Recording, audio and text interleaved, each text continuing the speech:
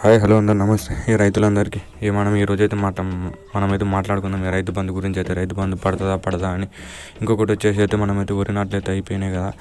మరి మనకు వచ్చేసి అయితే ఇంకా చాలామందికి అయితే వరి నాట్లు అయితే వేస్తారు. కొంతమంది అయితే ఇంకా నారుగుతం వస్తారు. మీరైతే చాలామంది అయితే ఒకటే తప్పుదం చేస్తారు. అది ఏంటిదంటే మనకైతే ఊర్లోనైతే మీరు చాలామంది అయితే ఇప్పుడు అన్న నాటేసి 3 రోజులు అవుతుంది కదా. ఇట్లయినా మన దుక్కు మంది అయితే అసలు తలుకోలే కదా అని మనమైతే గడ్డి మంది అనే దాంట్లో మనం కలిపి చల్లడం వల్లనైతే వరికి అయితే చాలా మొత్తం అయితే లాస్ అవుతుంది. మొత్తం చనిపోయింది. మొత్తం అయితే నా పాత వీడియోని అయితే ఒక వీడియోని అయితే మొత్తం అప్లోడ్ చేయడం జరిగింది.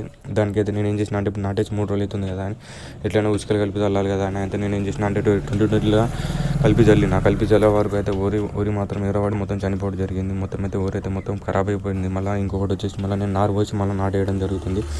దాని కారణంగా అయితే మీరైతే చాలామంది అయితే అలా అయితే ఎవరు చేయకూడదు. ఇప్పుడు ఇట్లా చేసైనా ఇప్పుడు 3 రోజులు అవుతుంది కదా అని మనం డ్రాప్స్ కానీ పౌడర్ కానీ లిక్విడ్ కానీ ఏది కానీ మనమైతే 2020లో కానీ డిఏపిలో కానీ అస్సలు అయితే మనం ఖచ్చితంగా అయితే అసలు కలుపుకొని చల్లకూడదు. కావాలంటే మీరైతే 3 రోజుల తర్వాతనైతే 3 కాకపోతే 5 రోజుల లోపల నేను సరే ఉసుకలు కలిపి అయితే చల్లుకోండి.